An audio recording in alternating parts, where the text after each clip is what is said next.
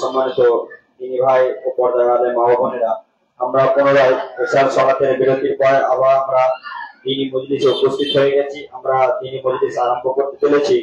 এ পর্যায়ে আপনাদের সম্মুখে কোরআন ও হাদিস থেকে আলোচনা করবেন জামিয়া ফালাহিয়া মন্ডলিকার প্রধান শিক্ষক শেখ আরিফুল ইসলাম মাদানী হাফেজাহুল্লাহ আপনাদের সম্মুখে কোরআন ও হাদিস থেকে কিছু গুরুত্বপূর্ণ আলোচনা উপস্থাপন করবে।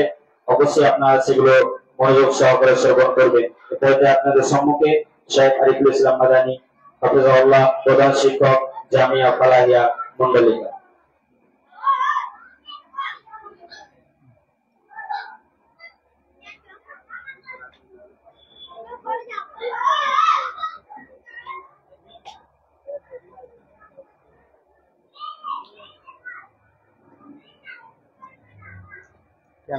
ক্যামেরা যদি মানুষের ইয়ে হয় তাহলে একটু সরে সরে বসে, মিডিলটা ছেড়ে ছেড়ে, ঠিক আছে? যদি ওনাদের দেখতে অসুবিধা, ওনাদেরকে একটু সরে সরে বলো, একটু সাইডে জায়গা আছে। আসসালামু আলাইকুম ওয়া রাহমাতুল্লাহি ওয়া বারাকাতুহু। ইন্নাল হামদুলিল্লাহ নাহমাদুহু ওয়া নাস্তাঈনুহু ওয়া নাস্তাগফিরুহু ওয়া নাউযু বিল্লাহি মিন শুরুরি আনফুসিনা ومن سيئات أعمالنا من يهده الله فلا مضل له ومن يضلل فلا هادي له وأشهد أن لا إله إلا الله وحده لا شريك له وأشهد أن محمدا عبده ورسوله صلى الله عليه وعلى آله وأصحابه وسلم تسليما كثيرا. أما بعد فإن أصدق الحديث كتاب الله وخير الهدي هدي محمد صلى الله عليه وسلم وشر الأمور محدثاتها وكل محدثة بدعة وكل بدعة ضلالة وكل ضلالة في النار. فقد قال الله سبحانه وتعالى: أعوذ بالله من الشيطان الرجيم. بسم الله الرحمن الرحيم. اليوم أكملت لكم دينكم وأتممت عليكم نعمتي ورضيت لكم الإسلام دينا. শ্রদ্ধেয় সম্মানিত উলামায়ে কেরাম, সমবেত সম্মানিত দিন দরদ ইসলাম দরদি ভাতৃবৃন্দ ও পর্দার অন্তরালে সম্মানিত মা বোনেরা, দূর থেকে যারা শুনছেন জানছেন, অবশ্যই তাদেরকে মজলিসে আসার জন্য উদাত্ত আহ্বান রইল, আমন্ত্রণ জানানো রইল। আমরা এই গুরুত্বপূর্ণ দিনী মজলিস যা জলাঘাটা জামে মসজিদ সংলগ্ন সিঙ্গুর হুগলি জেলাতে অবস্থান করছি। দ্বীনের এবং দাওয়াতের এই কার্যক্রম, এই সভা যা মানব জাতির কল্যাণের এক দিগন্ত প্ল্যাটফর্ম, দিন ইসলামকে চেনা জানা বোঝা শেখা, যার জন্য আজকের এই আয়োজনা, এই ব্যবস্থাপনা, বলে আল্লাহ রাব্বুল ইজ্জতের অশেষ প্রশংসা, তার কৃতজ্ঞতা জ্ঞাপন করি আমরা শুরু এবং শেষে আলহামদুলিল্লাহ। অতঃপর মানবদারি নবী মুহাম্মদ রাসূলুল্লাহ সাল্লাল্লাহু আলাইহি ওয়াসাল্লামের উপর সালাত ও সালাম তথা দরুদ নাযিল হোক। আল্লাহুম্মা আমিন। আল্লাহুম্মা সাল্লি আলাইহি, আল্লাহুম্মা বারিক আলাইহি, আল্লাহুম্মা সাল্লি ওয়া সাল্লিম আলা নবিয়িনা মুহাম্মদ ওয়া আলা আলিহি ওয়া সাহবিহি ওয়া সাল্লাম। সুপ্রিয় সম্মানিত ভাই বোনেরা, আমরা আল্লাহ রাব্বুল ইজ্জতের দেওয়া মাস মাহে মুহররম যাতে অবস্থান করছি এবং মাহে মুহররমের দুইটি রোজা, যেটি গুরুত্বপূর্ণ রোজা, এক বছরের পূর্বের গোনাহ সমূহ মাফ হওয়ার কারণ, সেগুলো অনেকে আলহামদুলিল্লাহ রেখেছি এবং তার ফলাফল আল্লাহ রাব্বুল ইজ্জত দেবেন। প্রিয় ভাই আমার, মুহররম মাস আল্লাহ রাব্বুল ইজ্জতের কাছে এটি গুরুত্বপূর্ণ মাস, মর্যাদাপূর্ণ মাস, যে মাসে আমাদের করণীয় দুটি রোজা আর একাধিক বর্জনীয় বিষয় আছে। এই মাসকে কেন্দ্র করে মানুষের মাঝে হাজারো কুসংস্কার, হাজারো বিদআত মানুষের মাঝে প্রচলিত আর প্রতিষ্ঠিত হয়ে আছে। অনেকে মনে করেন এই মাসে বিবাহ শাদী করা যাবে না, এটি অন্যায়। এই মাসে বাকি দিনগুলিতে বিশেষ খাবারের আয়োজন করলে সারা বছর কোনোদিন দারিদ্রতা আসবে না, ক্ষুধাতে মারা যাবে না। এরকম অনেক গুজব, কুসংস্কার, কোরআন ও সুন্নাহ বিরোধী কথা, বানাওয়াট এবং ভিত্তিহীন কথা যা মানুষের সমাজে প্রচলিত, সেই যাবতীয় ভুল ভ্রান্ত প্রচলিত কথা হতে, বানাওয়াট ও ভিত্তিহীন কথা হতে আমাদেরকে সরে আসতে হবে। আসল কোরআন ও সুন্নাহর রূপরেখা, যা পবিত্র কোরআন আমাদের মাঝে আজও আছে। আমাদের মাঝে কোরআন আছে কিন্তু কোরআনের পাঠক নেই।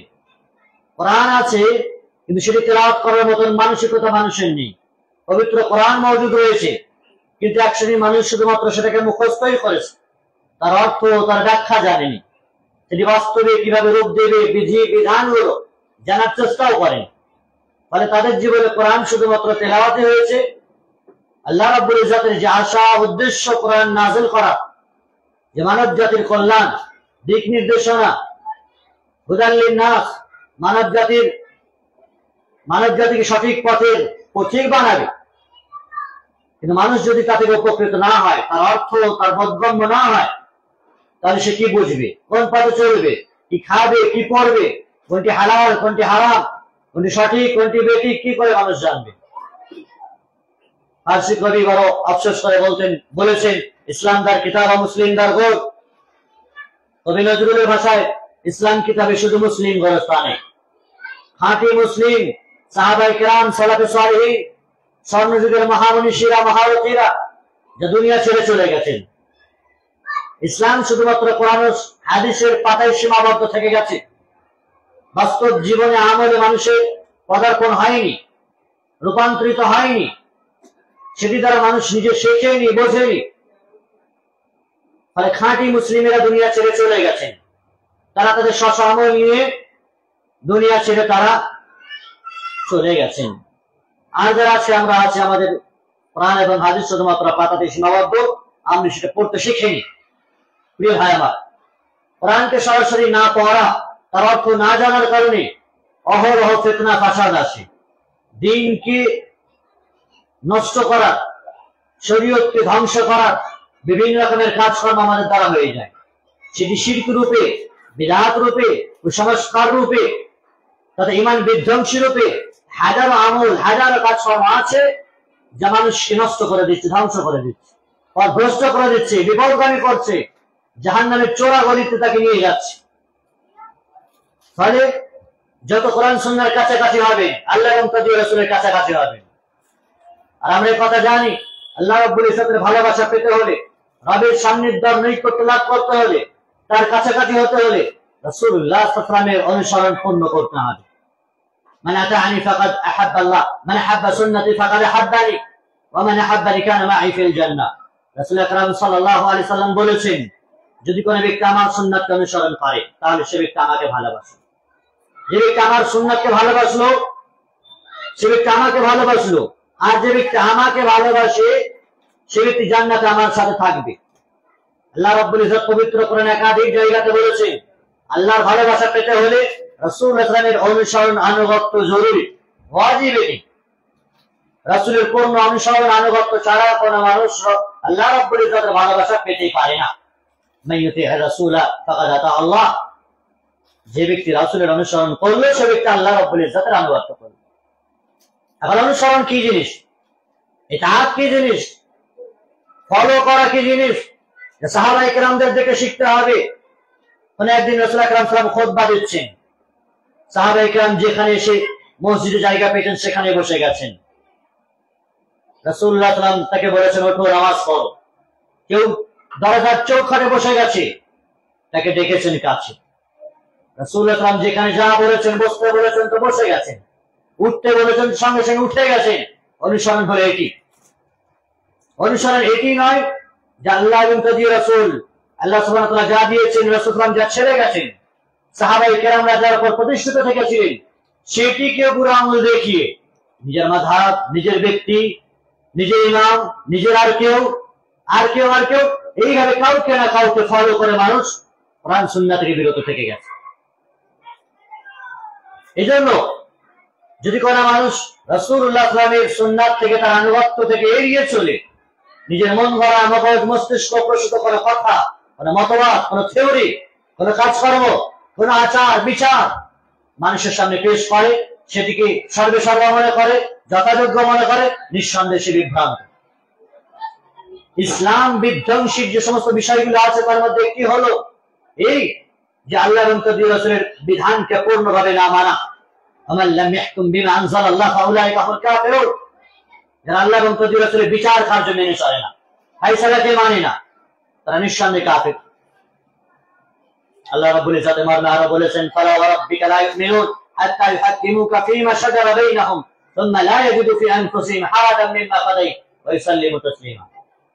হে নবী, তোমার রবের কসম, তারা কখনোই মুসলিম আর মুমিন হতে পারে না যতক্ষণ পর্যন্ত আপনার দেওয়া বিধি বিধান, আপনার আনিত শরীয়ত, আপনার করে দেওয়া ফয়সালা আর বিচার কার্যকে তারা মাথা পেতে পূর্ণ আনুগত্যের সহিত না মেনে নেবে, তাতে স্যাটিসফাইড না হবে,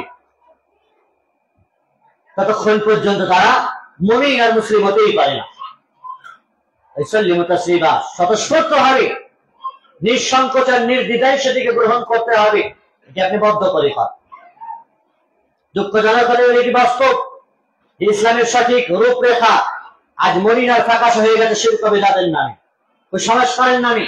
কিন্তু মানুষ এটা তো অনুভবই করতে পারছে না যে কোনটা শিরক আর কোনটি বিদআত, কোনটি কুসংস্কার, পার্থক্য কি হবে, কোন কাজে নেকি আছে, কোন কাজে নেকি নেই, কোনটি আমালে সওয়ালে নেক কাজ, কে বলবে? আমালে সওয়ালে প্রত্যেক কাজই যে নেক সৎ এমনটি হতে পারে না। তাহলে অসৎ কোন জিনিস? সবাই যে ভালো তা হতে পারে না। তাহলে মন্দ কি? ভালো এবং মন্দ এই উভয় নিয়ে মানুষের জিন্দেগি। এই জন্য তাকদীরের ইমানের একটি পাঠ হলো তাকদীর আল কদর খাইরিহি ওয়া শাররিহি। ইমানের 6টি রুকনের মধ্যে একটি রুকন হলো তাকদীরের ভালো এবং মন্দ উভয়ের প্রতি আপনাকে ঈমান আনতে হবে। ভালো এসেছে আল্লাহর পক্ষ থেকে কল্যাণ, আর খারাপ যদি এসে থাকে সেটা আল্লাহ রাব্বুল ইজ্জতের পক্ষ থেকে এসেছে। মুসিবত যদি আসে সেটা আল্লাহর পক্ষ থেকে এসেছে। মুসিবত দিয়ে আল্লাহ তাআলা আপনাকে পরীক্ষা নিরীক্ষা করতে চান। ওয়ালা নাবলু আন্নাকুম বিশাইইন মিনাল খাউফি ওয়াল জু' ওয়া নাকসিম মিনাল আমওয়ালি ওয়াল আনফুসি ওয়াস সামারাত ওয়া বাশশিরিস সাবিরিন। আল্লাহ বলেছেন, তোমাদেরকে ভয় দিয়ে আমি পরীক্ষা করব, ক্ষুধা দিয়ে ভয় পরীক্ষা করব, না খেতে দিয়ে পরীক্ষা করব, দারিদ্রতা দিয়ে, দুর্ভিক্ষ দিয়ে, অনাহারে রেখে পরীক্ষা করব তোমাদেরকে আমি। ওয়া নাকসিম মিনাল আমওয়াল, মাল ধন অল্প দিয়ে পরীক্ষা করব। ব্যবসা বাণিজ্যে কখনো লাভ অল্প এসেছে, লোকসান খেয়েছে, ফল ফসল কখনো অল্প হয়েছে, লোকসান খেয়েছেন, ক্ষতি হয়েছে, পরীক্ষা করবো আমি।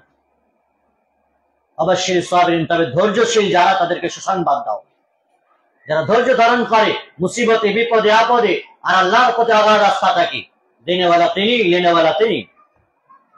এই জন্য তাকদীরের ভালো এবং মন্দ উভয়টা আল্লাহ রাব্বুল ইজ্জতের পক্ষ থেকে এসেছে। তাহলে আমালে সালেহ কোনটি? নেক আমল বলতে আমরা কি বুঝি? আমলে সালেহ হলো সেটি যার উপরে কোরআন সুন্নাহ মোহর মেরে দিয়েছে। নেক কাজ হলো যে আল্লাহ এবং তার রাসূল পরিপূর্ণভাবে বাতলে দিয়েছেন। এমন কোন হক আর এমন কোন সত্য আর এমন কোন ভালো কল্যাণ জিনিস নেই যে রাসূল সাল্লাল্লাহু আলাইহি ওয়াসাল্লাম বলে যাননি। কল্যাণ আছে আর রাসূল সাল্লাল্লাহু আলাইহি ওয়াসাল্লাম বলে যাননি, তার মানে ইসলাম অপরিপূর্ণ, ইসলাম অপূর্ণাঙ্গত রয়েছে। রাসূলুল্লাহ সাল্লাল্লাহু আলাইহি ওয়াসাল্লামকে আল্লাহ তাআলা বলেছেন, তিনি তাহলে আমানতের খেয়ানত করেছেন? এটা তো হতে পারে না। এমন কোন বিষয় নেই ইসলামে, ছোট্ট ছোট্ট ক্ষুদ্র ক্ষুদ্র সকল বিষয়ে রাসূলুল্লাহ সাল্লাল্লাহু আলাইহি ওয়াসাল্লাম তিনি বাতলে দিয়ে গেছেন। যেটি হারাম সেটি বলেছেন, যেটি হালাল সেটি বলা হয়েছে। ন্যায় অন্যায় আমাদের পার্থক্য করে দিয়ে গেছে। তাহলে রাসূলুল্লাহ সাল্লাল্লাহু আলাইহি ওয়াসাল্লাম সকল প্রকারের অন্যায়, অপকর্ম, ক্ষতি, লোকসান সে বিষয়ে মানুষকে জানিয়ে দিয়েছেন, সতর্ক করেছেন। আর লাভ, কল্যাণ, মঙ্গল, ভালো সে বিষয়ে মানুষদেরকে উদ্বেগ, উদ্যম, উদ্দীপনা, উৎসাহ জুগিয়েছে। কোন জিনিস ছেড়ে যাননি। এজন্যই তো রাসূলুল্লাহ সাল্লাল্লাহু আলাইহি ওয়াসাল্লামের জীবনের শেষ হাত বিদায় হজ্জের সময় এই আয়াত নাযিল হয়েছে, যে আয়াত আমি তেলাওয়াত করেছি, আল ইয়াওমা আকমালতু লাকুম দীনাকুম ওয়া আতমামতু আলাইকুম নি'মাতি ওয়া রাদিতু লাকুমুল ইসলাম দীনা। আজ আমি দ্বীন ইসলামকে পরিপূর্ণ করে দিলাম। দ্বীন ইসলামকে তোমাদের জন্য পরিপূর্ণ করে দিলাম, কমপ্লিট। ওয়া আতমামতু আলাইকুম নি'মাতি, আমার যাবতীয় নিয়ামত সব তোমাদের উপর আমি অর্পণ করলাম, পরিপূর্ণ করে দিলাম। আর ইসলামকে দ্বীন হিসাবে চয়ন আর বেছে নিলাম আমি। তাহলে ইসলাম পরিপূর্ণ হয়ে গেছে বিদায় হজ্জের দিনে 10 হিজরিতে, আর 1447-48 হিজরি চলছে হয়তো। 10 হিজরির পর থেকে নিজেরা নিজেদের মন মতন যদি কল্যাণ কোনো কিছু ভাবি আর সেটিকে শরীয়ত আর দ্বীনের মধ্যে প্রবেশ করানোর অপচেষ্টা করি, তাহলে নিঃসন্দেহে সে ব্যক্তি বিভ্রান্ত, ভ্রষ্ট, নিজে ভ্রষ্ট আর জাতিকে ভ্রষ্টতার দিকে আহ্বান করে। রাসূলুল্লাহ সাল্লাল্লাহু আলাইহি ওয়াসাল্লাম কথা বলেছেন যে আমি ভয় করছি আল আইম্মাতুল মুদিল্লিন বা মুদিল্লুন, আমি পথভ্রষ্ট ইমামের ভয় করছি, তোমাদের উপর আশঙ্কা করছি। পথভ্রষ্ট ইমাম, তাদের জন্য আল্লাহ রাসূল আশঙ্কা করেছেন যে এরা শুধুমাত্র নিজে ডুববে না, বরং জাতিকেও ডুববে, জাতিকেও ডুবাবে। নিজে ডুবলে তো যথেষ্ট ছিল, শুধুমাত্র নিজে মরবে না, বরং জাতি আর উম্মাহকে, কমিউনিটিকে এরা ধ্বংসলীলায় পরিণত করবে। এজন্য সত্যের পথের পথিক, দিনের পথের রাহবার, দিনের পণ্ডিত, আলেম, ওলামা, হাফেজ, এদেরকে বেশি সতর্ক সাবধান হতে হবে, কোন কথা বলছি কোন কথা বলছি না। এমনটি না হয় যে আমার দেওয়া ভাষণ, আমার দেওয়া বক্তব্যের মাধ্যমে কোন মানুষ নাহাকের উপরে টিকে থাকলো, হারামের উপর জীবনযাপন করলো, শিরক বিদআতের ভাজা ধারা নর্দমার উপর জীবনযাপন করলো, সে তো জাহান্নামে যাবে, তার ধরুন আমাকেও যেতে হবে, এমনটি না হয়। এই জন্য ইসলামের দুটি বিষয় রয়েছে। যদি কোনো ব্যক্তি নেক কাজের দিকে কাউকে আহ্বান করে, রাসূলুল্লাহ সাল্লাল্লাহু আলাইহি ওয়াসাল্লাম বলেছেন, আদ-দাল্লু আলাল খায়রি কাফাইলিহি, নেকির পথে মানুষকে আহ্বানকারী ব্যক্তি আমলকারীর মতোই নেকি পাবে। আর ঠিক অনুরূপভাবে যদি আপনি অন্যায় আর অপকর্মের দিকে মানুষকে আহ্বান করেছেন, শিরক বিদআতের আমলের মাধ্যমে মানুষকে আহ্বান জানিয়েছেন, ইশারা ইঙ্গিতে আহ্বান জানিয়েছেন, প্রচার প্রসারের মাধ্যমে লিফলেট ছড়িয়ে আহ্বান জানিয়েছেন, বক্তব্য, ভাষণ আর লেখনের মাধ্যমে মানুষকে আহ্বান জানিয়েছেন, তো তার দরুন সে যে জাহান্নামে যাবে, তার দরুন বা সে যে গুনাহগার হবে, তার দরুন আপনিও গুনাহগার হবেন। সম্মানিত উপস্থিতি, তাহলে ইসলাম একটি টোটাল এবং পূর্ণাঙ্গ দিন, যা পূর্ণাঙ্গতা লাভ করেছে, তাতে সংযোজন বিয়োজন করার মতন অধিকার পৃথিবীর কারণে এই পাওয়ার কাউকে দেননি আল্লাহ রাব্বুল ইজ্জত। আল্লাহ রাব্বুল ইজ্জত এই দুনিয়াতে আসমান এবং জমিন সৃষ্টি হওয়ার পরে আদম আলাইহিস সালামকে যখন সৃষ্টি করেছেন, নবীদের যে সিলসিলা আদম আলাইহিস সালাম থেকে নিয়ে মুহাম্মদুর রাসূলুল্লাহ সাল্লাল্লাহু আলাইহি ওয়াসাল্লাম পর্যন্ত অসংখ্য অগণিত নবী এবং রাসূল পৃথিবীতে এসেছেন। কিসের জন্য? শুধুমাত্র তাওহীদের দাওয়াত, একত্ববাদের দাওয়াত। ওয়ালাকাদ বাআসনা ফী কুল্লি উম্মাতির রাসূলা আন ইবুদুল্লাহ ওয়া ইজতানিবুত তাগুত। এক আল্লাহর ইবাদত হবে, একত্ববাদের পথে মানুষকে আহ্বান করবে, এটি মৌলিক দায়িত্ব ছিল নবীদের, রাসূলদের। আর মানুষকে তাগুত থেকে বাঁচাবে। তাগুত মানুষ হতে পারে, কোন জীব হতে পারে, মানুষ যার ইবাদত করে সেই তাগুত। যদি কোনো গাছের ইবাদত করে সেই তাগুত, কোন মানুষের ইবাদত করে, কোন মানুষ যা বলে তাই করে, তাতেই খুশি হয়, রাজি হয়, তাহলে সেও তাগুত। যাদের ইবাদত করায় সে তাতে রাজি থাকে, সে হলো তাগুত।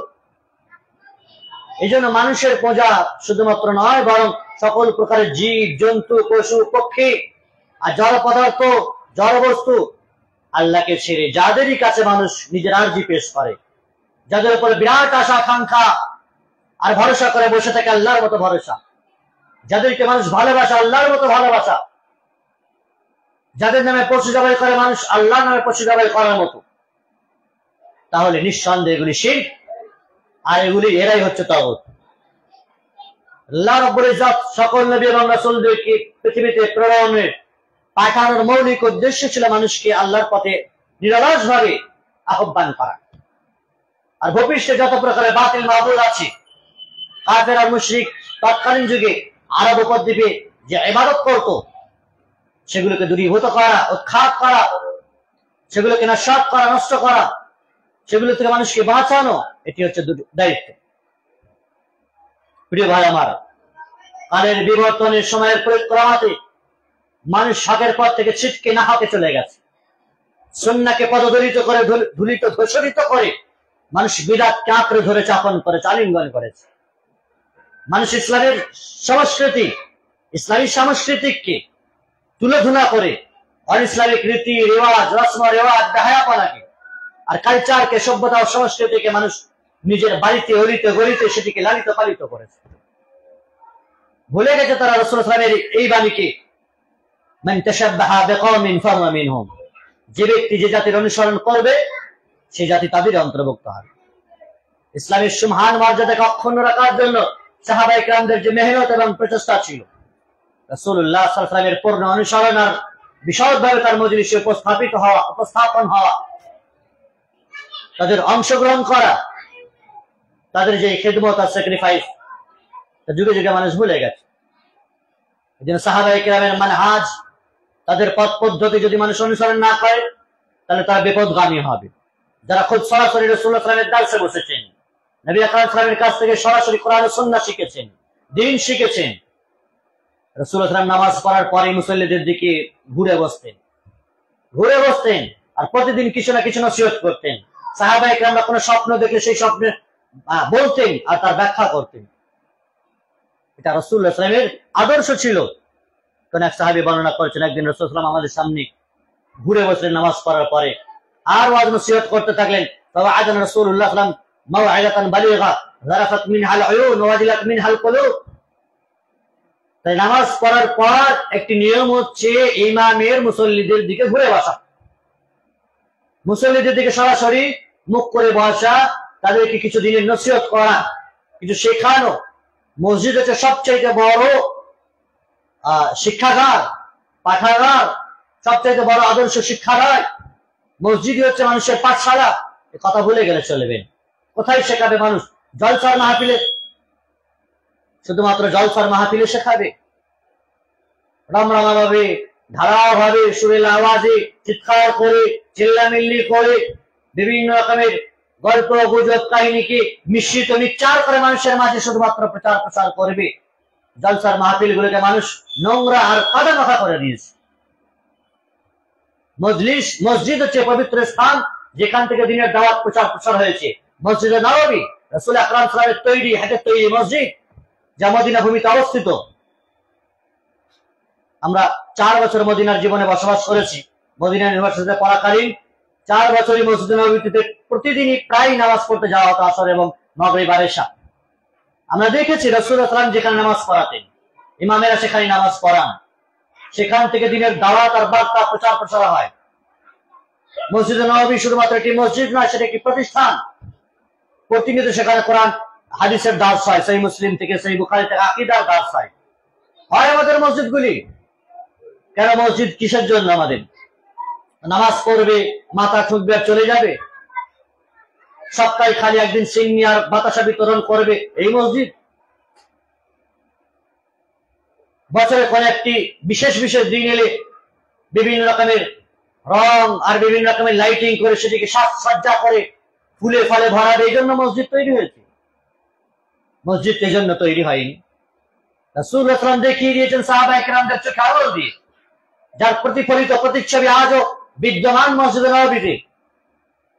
মসজিদে নববীতে বিভিন্ন সময় প্রতিটি ওয়াক্ত পর দার্স হচ্ছে, কোথাও আরবিতে, কোথাও বাংলায়, কোথাও উর্দুতে, কোথাও ইন্দোনেশীয় ভাষাতে, ফিলিপাইন্স ভাষাতে, কোথাও ইংরেজিতে, বিভিন্ন ভাষাতে আলাপ আলোচনা হচ্ছে। কেন? এমনকি মসজিদে নববী তথা মক্কার খুতবা বিভিন্ন ভাষাতে কারেন্ট ফৌরি তরজমা হচ্ছে। মানুষ হেডফোন আর রেডিও অন করলে আরবি হচ্ছে, কিন্তু কারেন্ট তরজমা চলছে, আপনি আপনার ভাষায় শুনতে পারবেন। এখন তো নতুন খবর এসছে হারামাইন শরীফের গেজেটেড থেকে, চ্যানেল থেকে, যে 35টি ভাষায় কারেন্ট তরজমা হবে। মানে খুতবা আরবিতে চলবে, 35টি ভাষায় তরজমা অটোমেটিকলি মোবাইলে আপনি শুনতে পাবেন, দেখতে পাবেন। কেন? কিসের জন্য? তাহলে দাওয়াতের যে পর্যায়ক্রম এবং দাওয়াতের যে বিশেষ ক্ষেত্র, সেটি হলো মসজিদ, যেখানে মানুষ অন্য কথা বলতে গেলে ভয় খাবে, যার সাথে কথা বলতে গেলে একটু মনে ভয় আসবে। আল্লাহর ঘর, মিথ্যা কথা বলা যাবে না, ছলচতুরি করা যাবে না, ধোঁকাবাজি করা যাবে না। বাইরে যা হবে হবে, বাতাসে ভেসে উড়ে যাবে। মসজিদের ভিতরে কোনো কথা কিছুটা হলে মানুষ ভয় খায় এখন। এই জন্য মসজিদ হচ্ছে সবচাইতে বড় শিক্ষাগার। আমি যে হাদিসের কথা বলতে গিয়েছিলাম, রাসূলুল্লাহ সাল্লাল্লাহু আলাইহি ওয়াসাল্লাম সাহাবী বলছেন, বর্ণনা করছেন, রাসূলুল্লাহ সাল্লাল্লাহু আলাইহি ওয়াসাল্লাম একদিন নামাজ পড়ার পরে আমাদের দিকে মুখ করে বসলেন আর নসিহত করতে থাকলেন আমাদেরকে। মাও'আদাতান বালিগা, গুরুত্বপূর্ণ নসিহত, যে নসিহত শুনে আমাদের চোখ দিয়ে টস করে পানি পড়তে লাগলো। ওয়াজিলাত মিনহাল কুলুব, অন্তর ভয়ে ভীত সন্ত্রস্ত হয়ে গেল, কাঁপছে, আমাদের বুক কাঁপছে। আমরা ভাবছি কান্নাহা মাও'আদাতুন মুআদ্দিয়া, রাসূলুল্লাহ সাল্লাল্লাহু আলাইহি ওয়াসাল্লাম এটাই সর্বশেষ নসিহত। তিনি হয়তো এরপর আর থাকবেন না। তার বলার গাম্ভীর্যতা, বলার ভাষণের, তার কথা বলার ধরন শুনে আমরা অনুভব করলাম হয়তো আর তিনি বাঁচবেন না, চলে যাবেন। এমন ভাবে রাসূলুল্লাহ সাল্লাল্লাহু আলাইহি ওয়াসাল্লাম জাতিকে সতর্ক করতেন, সাবধান করতেন, ভয় দেখাতেন। জাহান্নামের ভয়, কবরের ভয়, শিরক বিদআতের ভয়, জীবন ধূলিসাৎ হয়ে যাওয়ার ভয়, ইত্যাদি ভয় মানুষকে দেখাতেন রাসূলুল্লাহ সাল্লাল্লাহু আলাইহি ওয়াসাল্লাম। জান্নাতের লোভ লালসা দেখাতেন। শুধুমাত্র ফায়দায়ে আমলের তাবলীগ করব, এই আমল করলে এই ফজিলত হবে, এই শুধুমাত্র তাবলীগ করবে, আর এই আমল করলে যে জাহান্নাম যাবে তার তাবলীগ কে করবে? আসমান থেকে কোনো ফেরেশতা আসবে না, আর কোন নবী আসবে না। আর এই উলামাদের দায়িত্ব, যাদের মুখ থেকে আমলের ফজিলতের দাওয়াত হয় তাদের মুখ থেকেই ওই গুনাহ আর পাপের কথাও বের হবে, জাহান্নামের আযাব থেকে সতর্ক করার কথাও সেই মুখ থেকে বার করতে হবে। নচেত মুখ 2 নম্বরই করছে। আল্লাহ রাব্বুল ইজ্জাতের দেওয়া মুখ, আল্লাহ রাব্বুল ইজ্জাতের যে বাক শক্তি, তার দেওয়া ক্ষমতা, বলার ক্ষমতা আল্লাহ রাব্বুল ইজ্জাত একদিন কেড়ে নেবেন আপনার কাছ থেকে। আর না আর তো বলার কারণে কিয়ামতের দিন যখন মানুষের মুখমণ্ডল আর মুখে মোহর মেরা দেওয়া হবে। সূরা ইয়াসিন আল্লাহ বলেছেন, আল ইয়াউমা নাখতিমু আলা আফওয়াহিহিম, যেদিন আমি তোমাদের মুখমণ্ডলে শিল মোহর মেরা দেব। মোহর মেরা দেব, মুখ বন্ধ হয়ে যাবে, কথা বলার ক্ষমতা তোমার থাকবে না। তুকাল্লিমুনা আইদিহিম ওয়া তাশহাদু আরজুলুহুম বিমা কানু ইয়াকসিবুন, তোমার হাত কথা বলবে, পা সাক্ষী দেবে যা কিছু তুমি করেছো। তাহলে মুখ আল্লাহ রাব্বুল ইজ্জাতের দেওয়া আমানত। যদি সঠিক আমলের আমরা ফজিলতের দিকে মানুষকে আহ্বান দিই, নামাজ পড়লেই হবে, রোজা রাখলেই হবে, যাকাত দিলেই হবে, হজ করলেই নেকি পাওয়া যাবে, দাওয়াত তাবলীগ করলেই নেকি পাওয়া যাবে। যেমন ইসলামের একটি দিক সৎ আমলের দিকে মানুষকে আহ্বান করা, উৎসাহ উদ্যম উদ্দীপনা যোগানো, জান্নাতের পথে মানুষকে লোভ জাগানো, জান্নাতের পথে মানুষদেরকে প্রসারিত করা, ঠিক ইসলামের অপর একটি দিক হলো জাহান্নাম থেকে সতর্ক করা, কবরের আযাব থেকে সতর্ক করা, ভুল ও ভ্রান্ত আমল থেকে সতর্ক করা, শিরক বিদআত থেকে জাতিকে সাবধান করা, দূরে সরিয়ে রাখা। রাসূলুল্লাহ সাল্লাল্লাহু আলাইহি ওয়াসাল্লামকে শুধুমাত্র একটি আদেশ দিয়ে পাঠানো হয়নি যে শুধু ভালো কাজেরই তাবলীগ করো আর মন্দ কাজ থেকে বাধা নিষেধ দিও করো না, যা ইচ্ছা তাই করো। ও গুল ফাটো, জর্দা খা, খৈনি খা, তিরঙ্গা খা, আর বিড়ি সিগারেটের ধোঁয়া ওড়া, আরো কিছু সুদ ঘুষ শরীয়তে যুক্ত থাকো, কোনো ব্যাপার নেই। নামাজ পড়লে হবে, ইবাদতগুলো করলেই হবে। প্রিয় ভাই আমার, রাসূলুল্লাহ সাল্লাল্লাহু আলাইহি ওয়াসাল্লামকে লক্ষ্য করে আল্লাহ রাব্বুল ইজ্জত বলেছেন, মা আতাকুমুর রাসূল ফাখুযুহু ওয়া মা নাহাকুম আনহু ফান্তাহু। হে জাতি, হে মানুষ, তোমাদেরকে রাসূলুল্লাহ সাল্লাল্লাহু আলাইহি ওয়াসাল্লাম যা কিছু দেবেন সেটা তোমরা গ্রহণ করতে যেমন বাধ্য, যা থেকে নিষেধ করবেন তা থেকে বাঁচতেও তুমি বাধ্য। যা দেবেন সেটা তো গ্রহণ করতে খুব ভালো লাগে, আর যা থেকে মানা করবেন সেটা ছাড়তে কেন ভালো লাগে না? তাহলে গ্রহণ করতে শুধুমাত্র নিতে ভালো লাগে, আর ছাড়ার কথা বললে, দেওয়ার কথা বললে তখন কেন ভালো লাগে না? প্রিয় ভাই আমার, তাহলে রাসূল, নবী এবং রাসূলদেরকে পৃথিবীতে পাঠানো হয়েছে মৌলিক 2টি কারণে, 2টি উদ্দেশ্যকে সম্মুখে রেখে। একত্ববাদের প্রচার প্রসার হবে পৃথিবীতে, অন্য কারো প্রচার প্রসার হবে না, অন্য কারো ইবাদত হবে না। ওয়া আন্নাল মাসাজিদা লিল্লাহি ফালা তাদউ মা আল্লাহি আহাদা, মসজিদ আল্লাহ, বলে আল্লাহকেই ডাকতে হবে, মসজিদে অন্য কাউকে ডাকা যাবে না। এর মানে কি বাইরে অন্য কাউকে ডাকা যাবে? মসজিদ আল্লাহর ঘর, পবিত্র ঘর, সেখানে আল্লাহ ছাড়া যদি অন্য কাউকে ডাকা না যায় তো পৃথিবী, গোটা পৃথিবী, বিশ্ব ব্রহ্মাণ্ড, ভূমণ্ডল, নবমণ্ডলের সার্বভৌমত্বের মালিককে, একচ্ছত্র অধিপতি আল্লাহ রাব্বুল ইজ্জাত। তিনি ছাড়া ইবাদতের যোগ্য কে আছে? তাকে ছাড়া অন্য কাউকে ডাকার মতন সাহস আর কার আছে? তাহলে মসজিদ আল্লাহর ইবাদত তারই হয়। তাকে রাজি খুশি, তার নৈকট্য, তার ভালোবাসা পাওয়ার জন্য আপনাকে কোরআন সুন্নাহর কাছাকাছি আসতে হবে। সেই রীতি নীতি আর সেই মৌলিক বিষয়গুলো আপনাকে অনুসরণ করতে হবে, যার মাধ্যমে রবের ভালোবাসা পাওয়া যায়। রব যেন নারাজ না হন আপনার প্রতি, অখুশি না হন, রাগান্বিত না হন, ক্রোধান্বিত না হন, আপনার যেন জীবন ধ্বংস না হয়ে যায়, সে কথাটা মাথায় রাখতে হবে। শিরক হচ্ছে এমন একটি গুরুতর আর মহা অপরাধ, পৃথিবীর ভূপৃষ্ঠে সবচেয়ে বড় অপরাধ, সবচেয়ে বড় গুনাহ হলো শিরক। সাহাবায়ে কেরামরা প্রশ্ন করছেন, আইয়ুদ যানবি আযম ইনদাল্লাহ, সবচেয়ে বড় গুনাহ কি আল্লাহর কাছে? হে আল্লাহর রাসূল সাল্লাল্লাহু আলাইহি ওয়াসাল্লাম, তিনি বলছেন, আন তাজআলা লিল্লাহি নিদ্দান ওয়া হুয়া খালাকাক, আল্লাহর সাথে কাউকে সমকক্ষ স্থির করা। অথচ আল্লাহ আপনাকে সৃষ্টি করেছেন আর তার সাথে কাউকে শরীক করছেন। ইবাদতে শরীক, নজর নিয়াজ করছেন, আল্লাহর নামেও করছেন, অন্য কোনো ব্যক্তির জন্যও করছেন। পশু জবাই আল্লাহর নামেও করছেন কোরবানির সময়, আর অন্য কোনো সময় অন্য কোনো স্থানে গিয়েও জবাই করছেন, ছাগল, হাঁস, মুরগি আর খাসি, আর কিছু। তাহলে শিরকের বিষয় হলো এটি যে আল্লাহর সাথে কাউকে সমকক্ষে স্থির পান, যে আল্লাহ তাআলা একক, তিনি তোমাকে সৃষ্টি করেছেন, তুমি তারই ইবাদত করবে।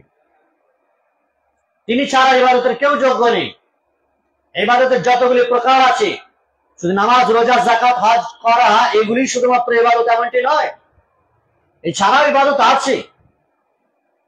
যিনি ইবাদত কাকে বলে যদি জিজ্ঞাসা করেন, অধিকাংশ বলে নামাজ পড়া, রোজা রাখা, যাকাত দেওয়া। আরে ভাই, ইবাদত কাকে বলে এটা তো তার সংজ্ঞা হলো না, ডেফিনেশন হলো না। ইবাদতের প্রকার হলো এটা একটি। নামাজ হলো ইবাদতের একটা প্রকার, একটা অঙ্গ। ইবাদত কাকে বলে? আরবি বিজ্ঞানের ইবাদতের ডেফিনেশন বলতে গিয়ে বলেছেন, ইবাদত ইসমুন জামি লিকুল্লি মা ইউহিব্বুল্লাহু ওয়া ইয়ারদা মিনাল আকওয়ালি ওয়াল আ'মালি আয-যাহিরাতি ওয়াল বাতিনা। ইবাদত হলো সেই সকল প্রকার সমষ্টির নাম যার মাধ্যমে আল্লাহর ভালোবাসা পাওয়া যায়, আল্লাহকে রাজি খুশি করা যায়। সেটা আপনার কথাবার্তা হতে পারে, আপনার কাজকর্ম হতে পারে, প্রকাশ্য অথবা প্রকাশ্য, ইশারা ইঙ্গিত হতে পারে। তাহলে কথাবার্তা, কাজ কর্ম, প্রকাশ্য অপ্রকাশ্য, ইশারা ইঙ্গিত, এই সকল যাবতীয় জিনিস যদি আল্লাহর জন্য করা হয় তাহলে সেটাই ইবাদত, সেটাই ইবাদত। ইবাদত মুসলিমের কিছু জিনিসেরই নাম নয় শুধুমাত্র। আমরা বসেছি এখানে আল্লাহর নৈকট্য লাভ করার জন্য, এটি ইবাদত। আমরা খাবো দাবো, যে খাবার খাই, খাবার গ্রহণ করি, যে খাবার খেলে মানে সুস্থ থাকবো, সতেজ থাকবো, ইবাদত করতে সচেষ্ট হব, সময় দিতে পারবে ইবাদতে, নামাজে, আর কোথাও দিনের কাজে, মেহনতে, তাহলে আপনার খাবার খাওয়াটাই ইবাদত। সম্মানিত উপস্থিতি, তাহলে এই কথা বুঝতে হবে আমাদের। আমারে সলের কথা আমি বলছিলাম। আমারে সলে বলতে কি বুঝি আমরা? নেক কাজ যেটা আমরা বুঝবো সেটাই নেক, সেটাই সৎ আমল। তাহলে গোটা দুনিয়াতে নেক আমল যে যা বুঝেছে ভালো কাজ, সেটাই যদি নেক আমল হতো, তাহলে ইসলামী নেক আমলের যে ডেফিনেশন সংজ্ঞা সেটা ধূলিসাৎ হয়ে যেত। ও তো ভালো কাজ করেই জানা করছে, খারাপ কাজ করে করেন, খারাপ ভেবে করেনি। ও তো ভালো কাজ করেই কবরে চুমু খাচ্ছে, মানত করেছে, কবরের পাশে গিয়ে আর কিছু করে, তো ভালো ভালো উদ্দেশ্য করে গেছে। প্রিয় ভাই আমার, প্রতিটি মানুষ যদি মনে করে যে নিজে নিজে ভালো উদ্দেশ্য নিয়ে আমি করছি, সেটি ভালো কাজ হবে না, যতক্ষণ সেটি কোরআন সুন্নাহর সমর্থিত না হবে, কোরআন সুন্নাহর সাথে সম্পৃক্ততা না হবে, আল্লাহ এবং তদী রাসূলের বিধিবিধানের সাথে সেটি অ্যাটাচ না হবে, মিল না খায়, সেটি ভালো কাজ বলা যাবে না। আমালে সালে সেটি যা আল্লাহ এবং তদী রাসূল সাল্লাল্লাহু আলাইহি ওয়াসাল্লাম মোহর মেরে দিয়েছে। ইসলাম পরিপূর্ণ হয়ে গেছে, আমলে সালে সবের ভেতরেই আছে। বাইরে কোনো আমলে সালে থাকবে আর রাসূল সাল্লাল্লাহু আলাইহি ওয়াসাল্লাম বলে যাবেন না, এই আকীদা, এই বিশ্বাস যেন কেউ না রাখে, বিশ্বাস যেন কেউ না রাখে। সকল প্রকারের ভালো কাজ আল্লাহ রাব্বুল ইজ্জত তিনি বলে গেছেন। আর আল্লাহ সুবহানাহু ওয়া তাআলা আমাদের কাছে নেক আমলই চেয়েছেন। তাহলে বলবেন বদ আমল কেন তৈরি করেছেন আল্লাহ তাআলা? খারাপ অপকর্মগুলো কেন তৈরি করেছেন? আপনাকে টেস্ট করার জন্য, আপনাকে টেস্ট করার জন্য, পরীক্ষা নিরীক্ষা করার জন্য বদ আমল আর অপকর্মগুলো তৈরি করা হয়েছে। ভালো এবং মন্দ উভয়টাই রাখা হয়েছে। কোনটা গ্রহণ করেন আল্লাহ তাআলা সেটা দেখতে চেয়েছেন। লিয়াবলুয়াকুম আইয়ুকুম আহসানু আমালা, সূরা মুলকে আল্লাহ বলেছেন, তোমাদেরকে আল্লাহ পরীক্ষা করতে চেয়েছেন, তোমাদের মধ্যে কে উত্তম আমল করে। উত্তম আর অনুত্তম উভয় প্রকারের আমল আল্লাহ তাআলা তৈরি করেছেন, সৃষ্টি করেছেন। কিন্তু আল্লাহ তাআলা আপনার কাছে চেয়েছেন উত্তম আমল। বলবেন আল্লাহ অনুত্তম আমল কেন করলেন? তাহলে করলেন এজন্যই যাতে করে আপনার সেন্স, বিবেক, বুদ্ধি আল্লাহ যে আপনাকে দিয়েছেন, ব্রেন দিয়েছেন, সেটা কতটা কাজে লাগাতে পারছেন তিনি দেখবেন। দুনিয়ার ক্ষেত্রে কাজে লাগায় মানুষ ব্রেন। নকল টাকা, জাল টাকা, আসল টাকা পার্থক্য করে, মদ আর পানি পার্থক্য করতে পারে মানুষ, কাঁটা পেড়ে তুলো পার্থক্য করতে পারে মানুষ, বিষ, রাসায়নিক দ্রব্য আর এমনি চিনির মধ্যে পার্থক্য করতে পারে। চিনি আর ইউরিয়া এগুলো সব একই টাইপের দেখতে, মানুষ পার্থক্য করতে পারে। তাহলে দুনিয়ার পার্থক্য করার মতন সেন্স ক্ষমতা তোমার আছে, আর দিনের বিধি বিধানের পার্থক্য করার মতন ক্ষমতা নেই। আল্লাহ তো দিয়েছেন, ভালো মন্দ উভয়টাই দিয়েছেন, তোমাকে কোনটা গ্রহণ করতে হবে? উত্তমটা। লিয়াবলুয়াকুম আইয়ুকুম আহসানু আমালা, আল্লাহ বলেন উত্তম আমল, অধিক আমল নয়। আমাদের অধিকাংশ মানুষ অধিক আমল করতে গিয়ে জাহান্নামে যাবে, অধিক আমল করতে গিয়ে ইসলামের আসল মৌলিক ইবাদত থেকে ছিটকে গেছে। অধিক আমল করতে গিয়ে ইবাদতের হার পাঁজর ভেঙে দিয়েছে। অধিক নামাজ পড়তে গিয়ে নামাজের রুকুন গুলো নষ্ট করে দিয়েছে। অধিক রোজা রাখতে গিয়ে মানুষ রোজার যে সমস্ত ফজিলত আর রোজা রাখা অবস্থায় যে সমস্ত করণীয় আছে, বর্জনীয় আছে, সেগুলোকে নষ্ট করে দিয়েছে। মনে রাখবেন এ কথা, অধিক আমলের প্রয়োজন আছে বটে, কিন্তু সেটা শরীয়তের দায়রা সীমাবদ্ধতায় থাকতে হবে। তিনজন সাহাবীর কথা, তিনজন সাহাবী রাসূলুল্লাহ সাল্লাল্লাহু আলাইহি ওয়াসাল্লামের স্ত্রীর কাছে এলেন, বাড়িতে এলেন। রাসূলুল্লাহ সাল্লাল্লাহু আলাইহি ওয়াসাল্লাম, আল্লাহ নবী সাল্লাল্লাহু আলাইহি ওয়াসাল্লাম সেই সময় বাড়িতে ছিলেন না। জাআ তালাতাতু রাহাতিন ইলা বুয়ুতি আজওয়াজিন নবী সাল্লাল্লাহু আলাইহি ওয়াসাল্লাম, সহিহ বুখারী আর সহিহ মুসলিমে বর্ণিত হয়েছে। তিনজন ব্যক্তি রাসূলুল্লাহ সাল্লাল্লাহু আলাইহি ওয়াসাল্লামের বাড়িতে এলেন। আসার পর আয়েশা রাদিয়াল্লাহু তাআলা বাড়িতে আছেন, জিজ্ঞাসা করছেন রাসূলুল্লাহ সাল্লাল্লাহু আলাইহি ওয়াসাল্লামের আমল কি ছিল, তিনি কি আমল করতেন। রাসূলুল্লাহ সাল্লাল্লাহু আলাইহি ওয়াসাল্লামের দিন রাতের আমলের কর্মসূচি তাদের সম্মুখে তুলে ধরা হবে। তিনজন সাহাবী রাসূলুল্লাহ সাল্লাল্লাহু আলাইহি ওয়াসাল্লামের আমল শুনে নিজেদেরকে খুব কমজোর মনে করলেন।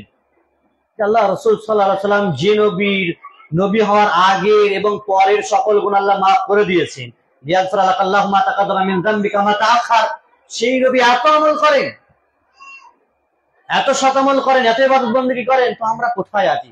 সাহাবীরা নিজেদেরকে খুবই কমজোর মনে করলেন যে আমরা যারা দিন রাত হাবুডুবু খাচ্ছি গুনাহতে, পাপে, আমরা এই অবস্থায় আছি, আল্লাহ রাসূল সাল্লাল্লাহু আলাইহি ওয়াসাল্লাম এত ইবাদত করেন। তিনজনের মধ্যে একজন বলে বসলেন যে আমি সারা রাত নামাজ আদায় করব, ঘুমাবো না। উসাল্লিল লাইল আবাদা, আমি সারা রাত নামাজ আদায় করব, ঘুমাবো না রাত্রিতে। আরেকজন বলে বসলেন যে আমি প্রতিদিন রোজা রাখবো, কোনোদিন রোজা ছাড়বো না, কোনোদিন আমি রোজা ছাড়বো না। আর একজন বলে বসলেন যে আমি বিবাহ শাদী করবো না, আমি বিয়ে শাদী করবো না। তিনজন সাহাবীর তিন ধরনের কথাবার্তা, চিন্তাধারা এলো যে আমি সারা রাত ধরে নামাজ আদায় করবো, আমি রাত্রে ঘুমাবো না, তাহলে অধিক আমল করতে পারবো। রাত্রির নামাজ সবচেয়ে গুরুত্বপূর্ণ নামাজ, ফরজ সালাতের পরে পরে সবচেয়ে আফদালুস সালাতে বা'দাল ফারিদা সালাতুল লাইল, সহিহ মুসলিমের হাদিস যে ফরজ সালাতের পরে পরে সবচেয়ে উত্তম সালাত কিসের? রাত্রের সালাত, সেটি তারাবি, তাহাজ্জুদ হোক। আমি এগুলো আদায় করবো, রাত্রে ঘুমাবো না। আর একজন বলে বসলেন আমি প্রতিদিন রোজা রাখবো, রোজা ছাড়বো না। তাহলে রোজা একটি গুরুত্বপূর্ণ ইবাদত। কিয়ামতের দিনে মানুষের দুইটি জিনিস সাক্ষী দেবে তার হয়ে, একটি হলো রোজা, আর একটি কি? কোরআন তেলাওয়াত করা। আসিয়াম আল কোরআন ইয়াশআন লিল আবদ ইয়াউমাল কিয়ামা, রোজা এবং কোরআন এই দুটি বিষয় আল্লাহর কাছে সাক্ষী হিসেবে সেদিন থাকবে, পেশ করবে, সুপারিশ করবে। তো আমি রোজা রাখবো, রোজার বদৌলতে আমি জান্নাত যাব, কোনোদিন রোজা ছাড়বো না। আর একজন বলে বসলেন বিবাহ শাদী করবো না, বিবাহ শাদী করলেই সংসার আছে, ছেলে মেয়ে আছে, সবাইকার ভরণ পোষণের দায়িত্ব আছে, সব মাথায় ঘাড় চেপে বসবে, ইবাদতই করতে পারবো না, বিয়ে শাদী করবো, দুনিয়ার ওই ঝামেলা মাথায় নেবো না, পড়ে থাকবো আল্লাহর ইবাদতে। রাসূলুল্লাহ সাল্লাল্লাহু আলাইহি ওয়াসাল্লাম ইত্তবাশারে বাড়িতে এলেন, আর তিনি এই কথাগুলো শুনতেও পেলেন। আর শোনার পর বলছেন, ওহে সাহাবায়ে কেরামরা, শোনো, আমি রোজাও রাখি, আবার রোজা ছাড়ি, আমি নামাজ পড়ি, আবার ঘুমাই, আমি বিবাহ শাদীও করেছি। যে ব্যক্তি আমার সুন্নাত থেকে বেরাগবতে ইখতিয়ার করবে, আমার সুন্নাত থেকে বিরত থাকবে, এড়িয়ে চলবে, বিমুখতা অর্জন করবে, সে ব্যক্তি আমার দলভুক্ত হবে না। তো আমি রাত্রিতে তো নামাজ পড়ি, আবার ঘুমায়ও, মানে রাত্রির শেষ ভাগে উঠে নামাজ পড়েন তারাবির, তাহাজ্জুদের, আপনি গোটা রাত আপনাকে জেগে থাকতে হবে। হে বান্দা, শরীরের একটা হক আছে, চোখের একটা হক আছে, আইনা লিআইনিকা হাক্কা লিজিসমিকা হাক্কা, শরীরের হক আছে, চোখের হক আছে, স্ত্রীর হক আছে। রাত্রের কি আদায় করবে? কি আদায় করবে? শুধু আল্লাহর হক আদায় করতে বলেছেন, সারা রাত আল্লাহর জন্য নামাজ আদায় করো, আর বিবির হক আদায় করবেন না, তো বিয়ে শাদী কি জন্য করেছেন? শরীরের হক আদায় করবেন না, শরীরের ক্লান্তি আছে, আল্লাহ তাআলা রাত দিয়েছেন ঘুমের জন্য দিয়েছেন। জাআলাল লাইলা লিবাসা, রাতকে কি জন্য? লিবাস, পোশাক বা অন্ধকার করেছেন আল্লাহ তাআলা আরামের জন্য, লিতাসকুনু ফি, যাতে করে রাত্রে তোমরা আরাম করতে পারো। সেই রাত্রিতে আপনি আরাম করবেন না, টোটাল ইবাদতই করবে। শরীরের হক আছে, চোখের হক আছে, আপনি যদি সারা রাত ইবাদত করেন তো দিনের বেলায় চোখ খুলে আপনি কাজ করতে পারবেন, তাকাতে পারবেন? এই জন্য রাতের হক আছে, শরীরের হক আছে, সেগুলো পালন করবে। আর রাত্রির ফজরের কিছু আগে উঠে তুমি ঘুম থেকে তখন আদায় করো নামাজ। আমি রোজা রাখি বা রোজা ছাড়ি, ডেইলি রোজা রাখি না। সবচেয়ে উত্তম রোজা হচ্ছে দাউদ আলাইহিস সালামের রোজা, বলা হয়েছে তিনি একদিন রাখতেন একদিন ছাড়তেন। যদি আপনার বেশি রাখার ইচ্ছা হয় তাহলে একদিন রাখবেন একদিন ছাড়বেন। যেই না যে প্রতিদিন আপনি ঢালাভাবে রোজা রাখবেন, মানুষটা বাঁচবে, কমজোর হয়ে যাবে, তো দুর্বল হয়ে যাবে।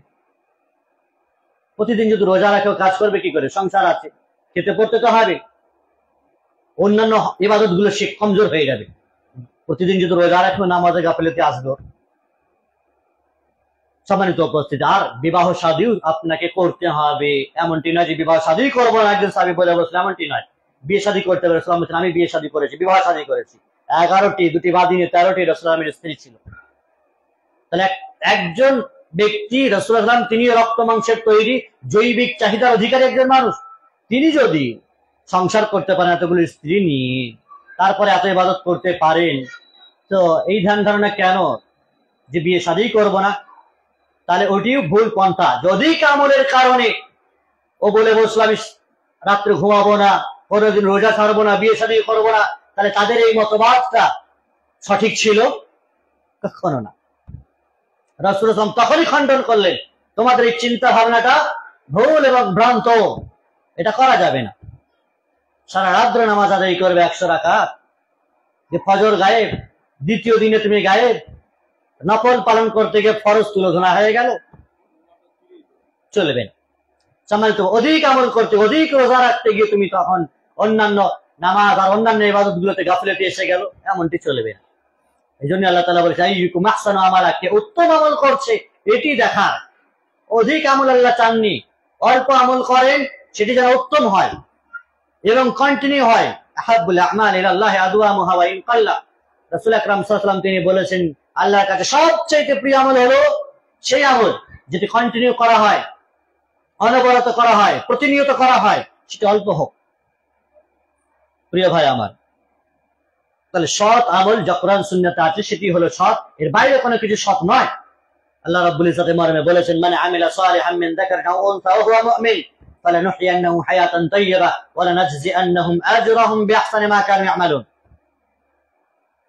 যে বা যারা সৎ আমল করে, চাই সে পুরুষ হোক অথবা নারী, সে মুমিন।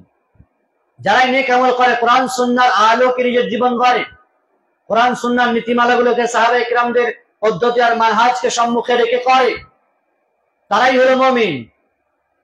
আল্লাহ বলছেন তাদেরকে আমি উত্তম জীবন দান করব, আর পরকালেও তারা তাদের এই আমলের কারণে, উত্তম আমলের কারণে তাদেরকে উত্তম বদলা আমি দেব। প্রিয় ভাই আমার, সাহাবায়ে কিরামদের মানহাজকে কেন ফলো করতে হবে? আজকের অজস্র দিনের নামে বিদআত তৈরি হয়েছে, দিন পালন করেছে মানুষ, বিশেষ বিশেষ দিনকে শরীয়ত বানিয়ে বিশেষ বিশেষ ইবাদত সেই দিনগুলিতে করেছে, নিজের তরফ থেকে সেগুলো ঢুকিয়েছে। কোরআন হাদিসের পাতায় তন্ন তন্ন করে খুঁজলেও এর অস্তিত্ব মিলবে না। কিসের নামে? না, এগুলো তো ভালো কাজ। কিসের নামে? শুধুমাত্র এই বাহ্যিক যুক্তি দিয়ে, এই ব্রেন দৌড়িয়ে, না এটা তো ভালো কাজ। খিচুড়ি বিতরণ করা, সিন্নি বিতরণ করা তো ভালো কাজ, কোন সময় বিতরণ করতে হবে? ভালো কাজ তো ভালো কাজের প্লেস আছে, জায়গা আছে, সময় আছে, সবকিছু আল্লাহ তাআলা বলেছেন। কোরবানি করা ভালো কাজ, এর মানে কি আপনি নামাজের আগে করবেন? ভালো কাজ তো আমি যখন ইচ্ছা করব। ফজরের 2 রাকাত সালাত সবচেয়ে উত্তম, ভালো কাজ বলে কি আমি 4 রাকাত পড়বো? যে উত্তম সময়, গুরুত্বপূর্ণ সময়, 2 রাকাত সুন্নতের জায়গায় 4 রাকাত পড়বো আমি, ভালো কাজ হবে? নিজের ভালো বুঝতে গিয়ে মন্দ হবে ওটি। এই জন্য আল্লাহ রাসূল সাল্লাল্লাহু আলাইহি ওয়াসাল্লাম যেটি বলে গেছেন, শরীয়ত দিয়ে গেছেন, কোরআন এবং হাদিস রয়েছে, সেটি ভালো। এর বাইরে কোনো কিছু মানুষ যদি ভালো মনে করে, সেটি ভালো হতে পারে না। আর এই জন্য রাসূলুল্লাহ সাল্লাল্লাহু আলাইহি ওয়াসাল্লাম তিনি বলে গেছেন আলাইকুম বিসুন্নতি ওয়া সুন্নাতিল খুলাফায়ে রাশিদিন আল মাহদিয়িন তামাসসাকু বিহা ওয়া আযু আলাইহা বিন নওয়াজিজ। আমার সুন্নাতকে আঁকড়ে ধরো আর আমার সাহাবায়ে কেরামের সুন্নাতকে আঁকড়ে ধরো। এরপর আর অন্য কোনো ব্যক্তির কথা বলেননি, অন্য কোনো ইমামের কথা বলেননি, অন্য কোনো ইসলামের রচি মহারতের কথা আসেনি। আমার সুন্নাত আর আমার সাহাবায়ে কেরামদের সুন্নাতকে আঁকড়ে ধরবে। কিভাবে ধরবে? তার ধরনও বলে দিয়েছেন তামাসসাকু বিহা ওয়া আযু আলাইহা বিন নওয়াজিজ। দাঁতের মারি দিয়ে যখন কোনো খাবারকে আঁকড়ে ধরা হয় মজবুত করে, এইভাবে সুন্নাতকে আঁকড়ে ধরতে হবে, তবে বিদআত কাছে ঘেঁষবে না। আর হালকা করে যদি ধরো তো বিদআতও ঢুকে যায়। দাঁতের মারি দিয়ে মজবুত ভাবে সুন্নাতকে ধরতে হবে, তবে বিদাত তোমার ঘাড়ে চেপে বসতে ভয় করবে। আর সুন্নাতে যদি নড়বড়ে হও, সুন্নাতে যদি কমজোর দুর্বল হও, তো বিদাত তোমার মানে বাড়িতে আর গাড়িতে আর তোমার শরীরে ঢুকে যাবে। তৌহিদের ক্ষেত্রে যদি কোনো সোচ্চার না হয়, মজবুত আর দৃঢ় না হয়, একত্ববাদের ক্ষেত্রে, ইবাদতের ক্ষেত্রে তৌহিদ যদি কোনো মানুষের বলিষ্ঠ না হয়, তাহলে শিরক তার বাড়িতে বিনা দাওয়াতে ঢুকে যাবে। বিনা দাওয়াতে শিরক তার বাড়িতে মানে প্রবেশ করবে আর আসন গেড়ে নেবে। প্রিয় ভাই, আমি যে কথা বলছিলাম, তাহলে আমার সওয়ালে সেটি যেটি আল্লাহ এবং তার রাসূল বলে দিয়েছেন, এর বাইরে কোনো কিছু মানুষ মনে করলে সেটি আমলের সওয়ালে হতে পারে না। মানুষ এটি ভালো কাজের নামে মানুষ কত শত বিদআত তৈরি করেছে, কত দিবস পালন করেছে, কত ইবাদত মানুষ নিজেদের মাঝে সমাজে তৈরি করে নিয়েছে। দিবস পালন নামে, ভালোর নামে করে নিয়েছে মানুষ। আদৌ সেটি কোরআন সুন্নাহ বহির্ভূত, আদৌ সেটি কোরআন সুন্নাহ সমর্থিত না বহির্ভূত, সেটি ভাবতে হবে আমাদেরকে। রাসূল সাল্লাল্লাহু আলাইহি ওয়াসাল্লাম করেছেন, সাহাবায়ে কেরামরা করেছেন, তারা কি ভালো বোঝেননি? আজ যে হুসাইন রাদিয়াল্লাহু তাআলা আনহুর নামে দোয়া কবর, তাজিয়া, মুরসিয়া, কবিতা খানি, বিভিন্ন রকমের কাজকর্ম করা হয়। 110 হিজরি পর্যন্ত সাহাবায়ে কেরামদের যুগ ছিল। 61 হিজরিতে হোসেন রাদিয়াল্লাহু তাআলা মারা গেলেন। তারপরে 50 বছর সাহাবায়ে কেরামদের মানে দৌড় ছিল, পিরিয়ড ছিল। কোন সাহাবায়ে কেরামরা তার জন্মোৎসব পালন করলেন না, বা তার মৃত্যুকে কেন্দ্র করে শোক আর এভাবে মাতম করলেন না। 352 হিজরি পর্যন্ত হলো না। 352 হিজরিতে খত্তশিয়া মঈজুদ্দৌলার তৈরি মাতম আর আহাজারি তৈরি হলো। তাহলে সেটি সুন্নাহ না বিদআত, এটি আপনি কল্পনা করতে পারবেন। 110 হিজরির ভিতরে যদি হতো, তাহলে মানা যেত হ্যাঁ, সাহাবায়ে কেরামদের মওজুদিগিতে, তাদের জীবিত অবস্থায় এটা হয়েছে, প্রচলিত হয়েছে, তার মানে এটা সুন্নাহ বলা যাবে। কিন্তু হয়নি মানে এটা আপনাকে ভেবে নিতে। সাহাবায়ে কেরামরা করলেন না, আবু বকর, উসমান, উমর, আলী আর অন্যান্য সাহাবায়ে কেরামরা রয়েছেন, এরা কেউ করলেন না 110 হিজরি পর্যন্ত। তারপরে তুমি কোনটা ভালো বুঝলে? কি ভালো বুঝলে যে তুমি করলে? সম্মানিত উপস্থিতি, তাহলে রাসূল সাল্লাল্লাহু আলাইহি ওয়াসাল্লামের মৃত্যুর পরে 50 বছর পরে মারা যাচ্ছেন একজন তার নাতি হুসাইন রাদিয়াল্লাহু তাআলা আনহু। অন্যান্য সাহাবায়ে কেরামরা উপস্থিত আছেন। মদিনাতে আব্দুল্লাহ বিন আব্বাসের মতন বিখ্যাত সাহাবী আছেন, আব্দুল্লাহ বিন জুবাইর আছেন, আব্দুল্লাহ বিন ওমর আছেন, যারা হুসাইন রাদিয়াল্লাহু তাআলাকে যেতে নিষেধ করেছিলেন। তারা তো কই দিনটি গিয়ে ধুমধাম করলো না। তাহলে এটাকে আমাদের সওয়ালে শোক পালন করা, এটা কি নেক কাজ? ভালোর জন্যই তো করছি। শোক পালন করাটা কি খারাপ কাজ? দুঃখ, দুর্দশা, মর্মাহত অবস্থার প্রতি আমরা সমবেদনা জানাবো না, এটা কেমন করে হতে পারে? নিঃসন্দেহে শোক পালন করা জায়েজ আছে, কিন্তু সেটি কতদিন, সেটি কোন সময়, তার ক্ষেত্র আছে তো। 3 দিনের বেশি শোক পালন করা কোনো মানুষের জন্য জায়েজ নয়। যত আত্মীয় ঘনিষ্ঠ হোক না কেন, আপনার স্ত্রী মারা গেছে, আপনার নানা, দাদা, কাকা, চাচা মারা গেছে, ছেলে মারা গেছে, কদিন শোক পালন করবে? 3 দিনের অধিক জায়েজই নয়, বৈধ নয়। শুধুমাত্র সেই সমস্ত স্ত্রীদের জন্য বলা হয়েছে জায়েজ যাদের স্বামী মারা গেছে, অর্থাৎ বিধবা।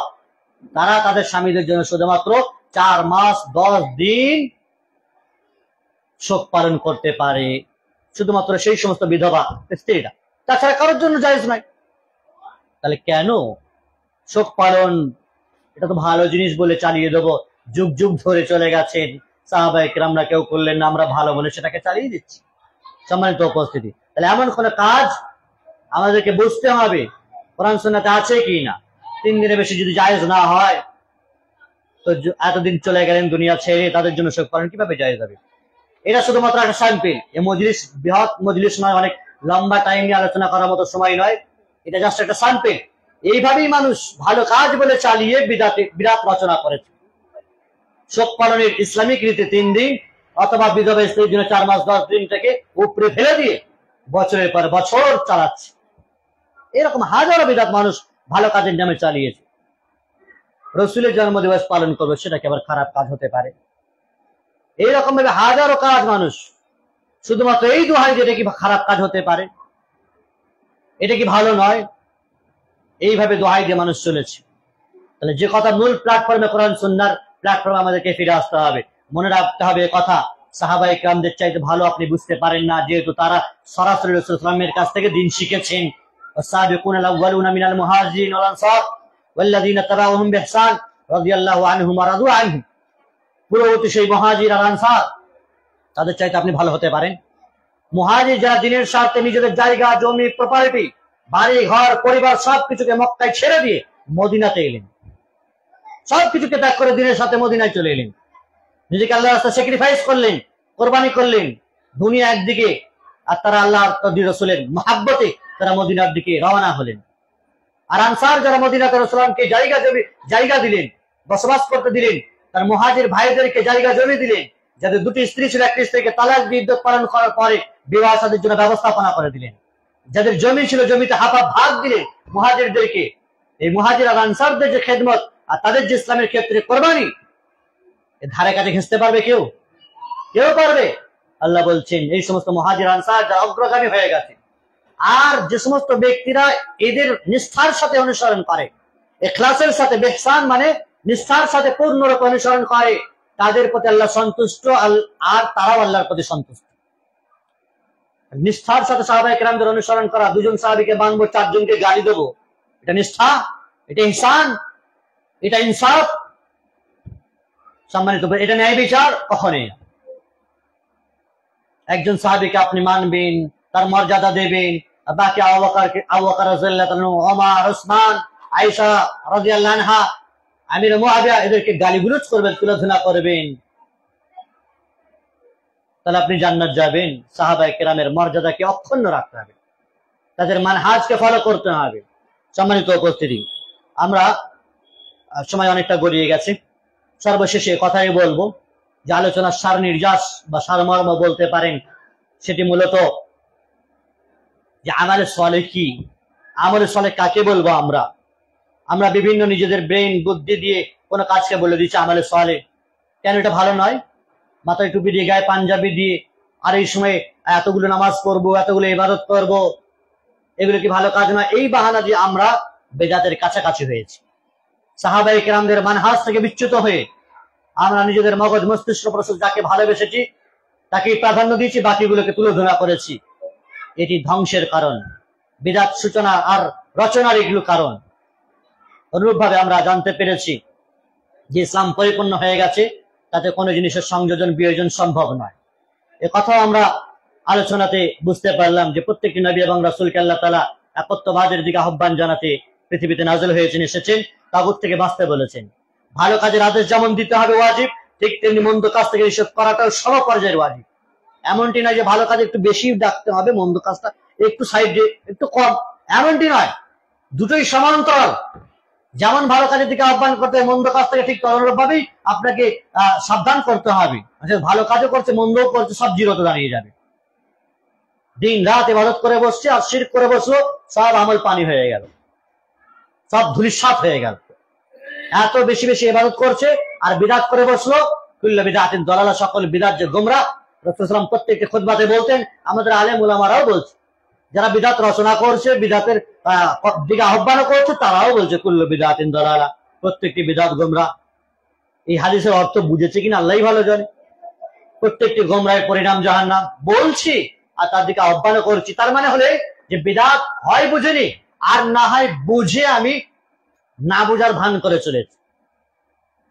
তো বিদআত কি আর সুন্নাহ কি, সেটির পার্থক্য করার মতন আল্লাহ তাআলা সেন্স দিয়েছেন আমাদের। সুন্নাত, কোরআন সুন্নাহ পড়েন, সেগুলি সুন্নাত, যা নেই আপনি করছেন সেটাই বিদআত। তাওহীদ যা কোরআনে রয়েছে, কোরআনের 1/3 হলো তাওহীদ। আল্লাহ রাব্বুল ইজ্জতের একত্ববাদের কথা বলা হয়েছে। শিরক থেকে বারংবার তিনি বাঁচতে বলেছেন। আল্লাহ ছাড়া পৃথিবীর যার ইবাদত হচ্ছে, যাকে রাজি খুশি করা, যাকে মহব্বত করা, ভালোবাসা আল্লাহর মতোই, সেটি শিরক। ফলে এগুলি বারংবার আলোচনার মাধ্যমে, পড়াশোনার মাধ্যমে, বিভিন্ন রকমের দ্বীনি মজলিসে বসার মাধ্যমে ইনশাআল্লাহুল আজিজ আমরা শিখতে পারবো, জানতে পারবো। আল্লাহ রাব্বুল ইজ্জতের কাছে পরিশেষে দোয়া করি, তিনি যেন আমাদের সকলকে কোরআন সুন্নাহর কাছাকাছি আসার তৌফিক দান করেন, সাহাবায়ে কেরামদের মানহাজ ফলো করার পূর্ণ তৌফিক দান করেন, সকল সাহাবায়ে কেরামদেরকে ভালোবাসার তৌফিক দান করেন, তাদেরকে গালিগুলোজ, তিরস্কার, ভর্ৎসনা থেকে দূরে সরিয়ে রাখেন। শিরক বিদআতের ধ্বজাধারী আর ফুলঝুরি যা সমাজে প্রতিফলিত আর ছড়াছড়ি, সেগুলো থেকে আল্লাহ তাআলা আমাদেরকে রক্ষা করেন। ফিতনার দুনিয়াতে আল্লাহ তাআলা আমাদেরকে রক্ষা করেন। জান মালের ফিতনা, অর্থের ফিতনা, বিভিন্ন প্রকারের ফিতনা থেকে আল্লাহ তাআলা যেন আমাদেরকে হেফাজত করেন এবং উত্তম আমল করার তৌফিক দান করেন। অধিকাংশ আমল করবো অথচ সেটি বরবাদ, বাতিল হবে, এমন ধারণা থেকে আল্লাহ তাআলা আমাদেরকে যেন ফিরিয়ে আনেন। আল্লাহ সুবহানাহু ওয়া তাআলা তিনি যেন আমাদের এরকম ভাবে দিনী দাওয়াতের মজলিস বারংবার কায়েম করার তৌফিক দান করেন, যার মাধ্যমে জনগণ উপকৃত হবে, মা বোনেরা উপকৃত হবে এবং আল্লাহ রাব্বুল ইজ্জাতের কে খুশি রাজি তার নৈকট্য লাভ করতে পারবো। আর এই মজলিসগুলো যেন আল্লাহ রাব্বুল ইজ্জাত আমাদের নাজাতের জারিয়া বানিয়ে দেন, আমাদের মুক্তির ওসিলা বানিয়ে দেন। আমিন। সাল্লাল্লাহু ওয়া সাল্লাম বারাকা আলা আবদি ওয়া রাসূলিহি নবিয়িনা মুহাম্মদ ওয়া আলা আলিহি ওয়া সাহবিহি আজমাইন।